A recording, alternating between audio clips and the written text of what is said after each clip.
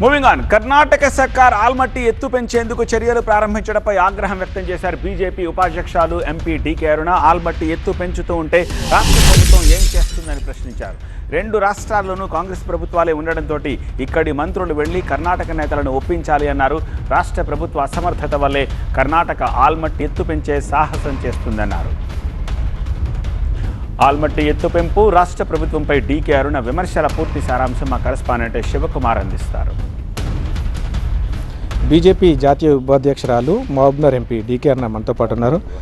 Madam, ఇవాళ కర్ణాటక రాష్ట్ర ప్రభుత్వం ఆల్మట్టి డ్యామ్ ఎత్తు పెంచేందుకు నిర్ణయం తీసుకుంది. ఆ దిశగా ప్రయత్నాలు కూడా జరుగుతున్నాయి.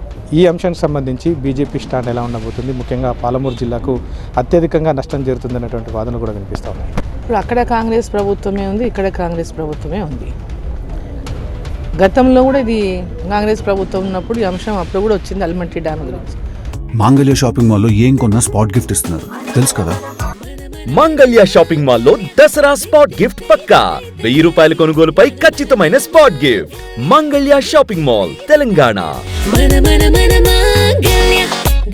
సో ఇప్పుడు ఇమ్మీడియట్గా వీళ్ళు స్పందించాలి, వాళ్ళ దగ్గరికి వెళ్ళాలి. మంత్రులు అందరు వెళ్ళేసి దీనివల్ల పెద్ద ఎత్తున ఈ ప్రాంతానికి, తెలంగాణ ప్రాంతం నష్టం జరుగుతుంది. ఆల్రెడీ అక్కడ కర్ణాటకలో పెద్ద ఎత్తున ఆయకట్టు ఉంది, సాగునీటి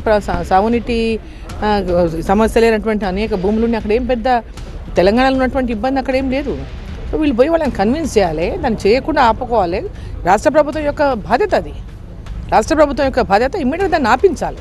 నీటి జలాల పంపిణీ పెండింగ్లో ఉండడానికి కారణంగానే కేంద్ర ప్రభుత్వం దీన్ని పరిష్కరించడం లేదు. ఆ కారణంగానే ఇవాళ కాంగ్రెస్ ప్రభుత్వం అక్కడ ఆల్మట్టి డ్యామ్ ఎత్తు పెంచేందుకు ముందుకు సాగుతుందన్నటువంటి వాదనలు కూడా వినిపిస్తూ ఉన్నాయి. ఇదొక ఆనవాయితీ అయిపోయింది. వీళ్ళ అసమర్థతను మాటిమాటికి భారతీయ జనతా పార్టీ నెట్టేయడం, వీళ్ళ చేతగానితనము భారతీయ జనతా పార్టీ నెట్టేయడము, కేంద్ర ప్రభుత్వం నెట్టేయడం అనేది వీళ్ళకు ఒక ఆనవాయితీగా మారింది.